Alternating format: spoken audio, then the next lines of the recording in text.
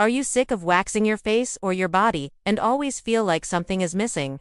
Do you dread waxing because it's painful, it's irritating, it's leaving you with lots of red spots, ingrown hairs or stubble? Well, today I have got some tried and true waxing hacks that I wish somebody had told me a lot sooner in my life, especially over the age of 40. Hey there, I am a certified personal trainer and corrective skincare coach for women over 40. Welcome back to my channel. And today we are getting real deep into some waxing habits that nobody really talks about, but I'm gonna let you in on a little secret. It's gonna make you feel very confident, very savvy when you go to get your next wax. Now, this video is geared toward ladies that are a little bit more mature. So if you're under the age of 30, you can skip this one and just watch the next one that I do. Okay, so let's dive right into these 7 waxing hacks that nobody tells you. No one. If you are over the age of 40, you need to spend a few extra minutes prepping your skin prior to your wax. Now, listen up because I'm only going to say this once. You need to spend an extra minute or two making sure that your skin is prepped correctly.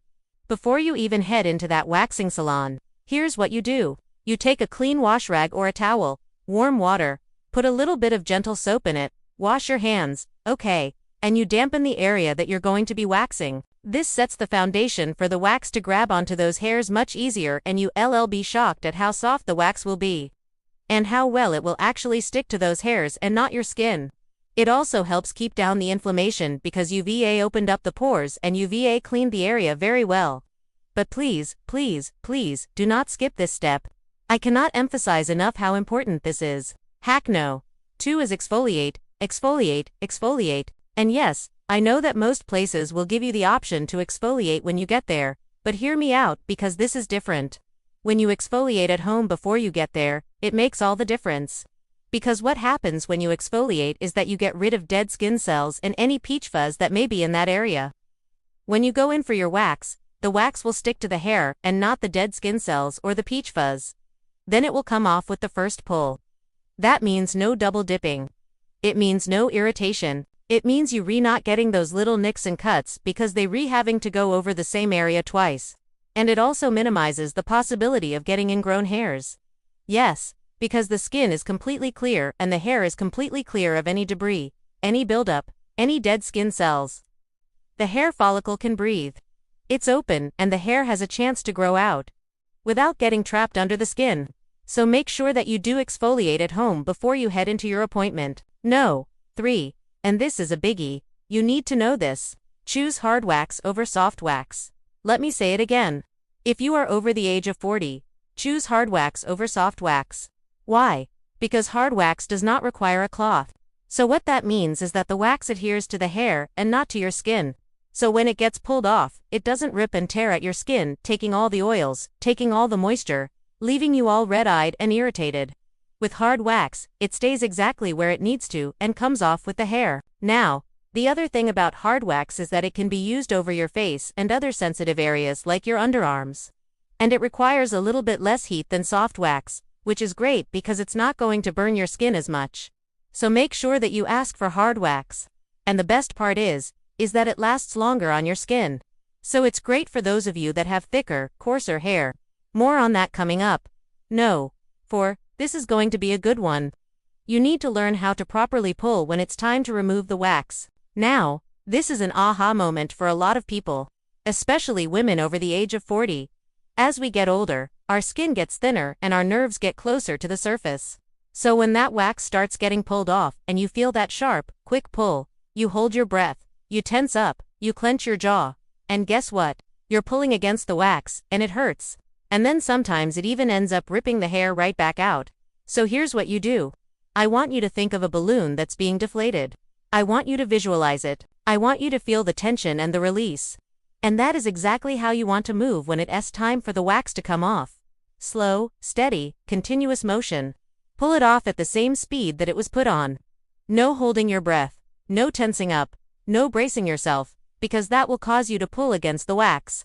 Don't worry. It won't hurt as much and you won't pull against the wax.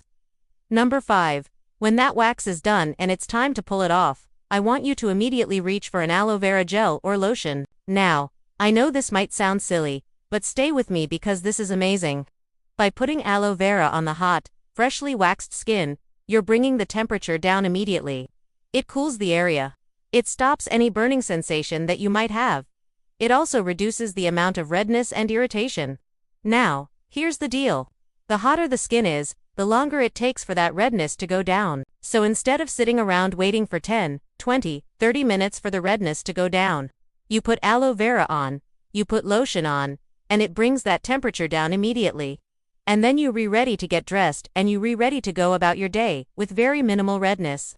And the other thing about aloe vera is that it's soothing and hydrating to the skin. It gets rid of any irritation that might be left over from the wax, and it makes the hair follicle nice and supple, so that new hair can start growing in. Number 6. When you have thicker, coarser hair. Like many of us do over the age of 40, make sure that you tell your esthetician to saturate that area with wax just slightly longer than normal. Why? Because the thicker, coarser hair needs a little bit more heat from that wax to break down the bonds of the hair and the root. What happens if it's not saturated long enough is that the hair may not come out in its entirety. You may get some stubble, and then you're going to be spending half your week feeling like you need to shave and the other half feeling like you need to wax. Not fun. So make sure that you let them know that you have thicker, coarser hair and that you would like them to saturate it with wax just a little bit longer than usual. Number 7. Drink more water. Now, you may be thinking, what does drinking water have to do with my hair removal process? Well, everything, because when you drink more water, your skin stays hydrated and supple. When your skin is dehydrated, it becomes dry, it becomes itchy, it becomes flaky, it becomes irritated, and it has a harder time healing and repairing itself after that wax. So make sure that you drink plenty of water, especially after you've been freshly waxed. Also, consider putting on a really good moisturizer that contains hyaluronic acid. Hyaluronic acid draws water from the deepest part of your skin all the way up to the surface, plumping your skin and hydrating it and giving it a nice dewy glow. And number 8. Once your wax is done and you are heading out the door, make sure that you have either an exfoliating scrub or an exfoliating brush at home to use within 24 hours of your waxing appointment. Doing this prevents ingrown hairs by keeping the hair follicle open and clear of debris, dead skin cells and peach fuzz. Again, this is because as we get older, the hair follicle gets clogged a lot easier and the hair has a harder time growing out. Now I hope that these 8 tips were helpful. If you liked this video, hit the like button and subscribe to my channel. I would love to have you here.